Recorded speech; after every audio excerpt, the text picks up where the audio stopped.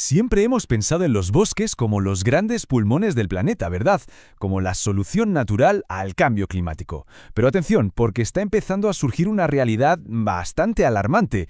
¿Qué pasaría si esos aliados que creíamos cruciales se estuvieran convirtiendo poco a poco en una de nuestras mayores amenazas climáticas? Bueno, pues vamos a desgranar esta paradoja que es increíble. Para entender lo que está en juego, primero hay que hacerse una idea de la escala. A ver, aunque los bosques tropicales son los que más ocupan, la clave está en otra parte. Fijaos, si sumamos los bosques boreales y los templados, cubren un 43% de toda la superficie forestal del mundo. Son sin duda una pieza gigantesca en el tablero del clima mundial. Así que vamos a poner el foco justo ahí, en los grandes pulmones del norte.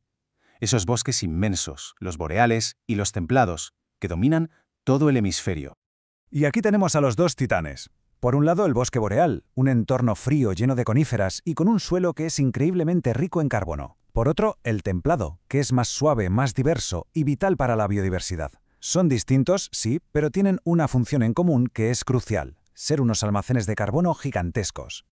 Y cuando digo gigantescos, me refiero a cifras que es que casi no se pueden ni imaginar. 1.716 gigatoneladas de carbono. Esa es la estimación máxima de lo que guardan solo los bosques boreales, y la mayor parte está ahí, atrapada en el suelo. Para que nos hagamos una idea, es una cantidad enorme. Esto nos da una pista de lo que de verdad está en juego. El problema es que estos almacenes de carbono pues no son invulnerables.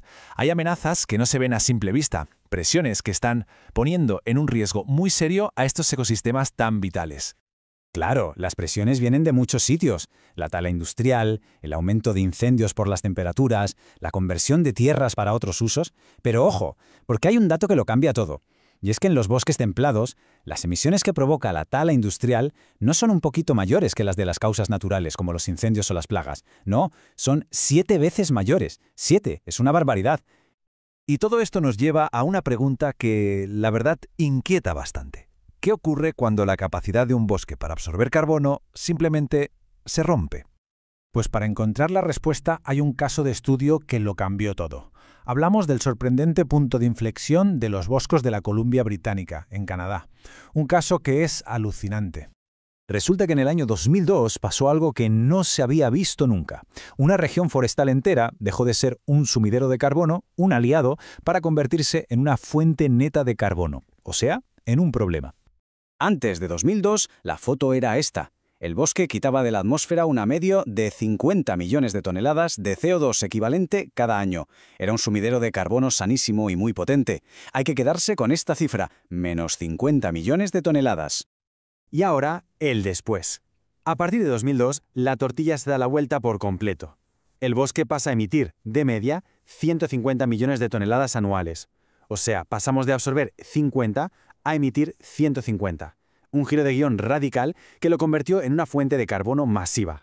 Para poner esto en perspectiva, la conclusión es demoledora.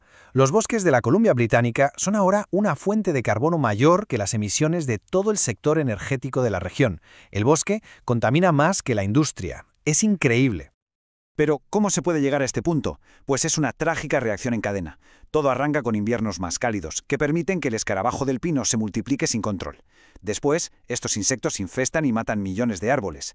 Esto deja unas extensiones enormes de madera muerta y seca, que es el combustible perfecto para que el riesgo de incendios se dispare. Y al final, el ecosistema entero colapsa y se invierte. Empieza a liberar mucho más carbono del que absorbe.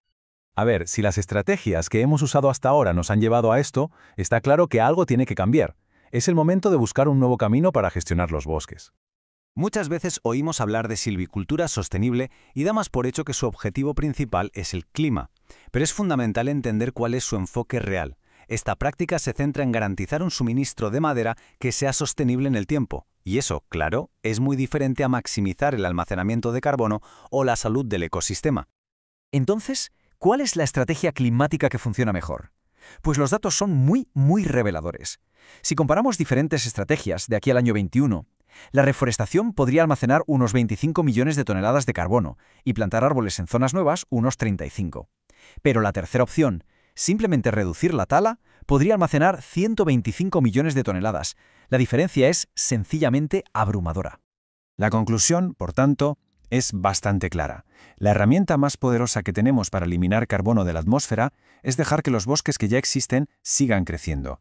Es mucho más potente que plantar millones de árboles nuevos. ¿Y entonces qué es lo que necesitan nuestros bosques para ayudarnos a mantener un clima estable? Vamos a resumir las ideas clave. La receta para tener unos bosques más sanos y funcionales parece ser esta. Primero, dejar que los bosques maduros y antiguos sigan su curso, que sigan creciendo. Segundo, aumentar, y mucho, el tiempo que pasa entre una tala y otra. Tercero, proteger los bosques que ya tenemos para que el carbono se quede ahí guardado. Y por último, usar la reforestación como un complemento a la conservación, pero nunca como un sustituto. Y todo esto nos deja con una pregunta final, una idea para reflexionar. Para salvar nuestro clima, quizás deberíamos usar menos nuestros bosques y simplemente dejarlos crecer más.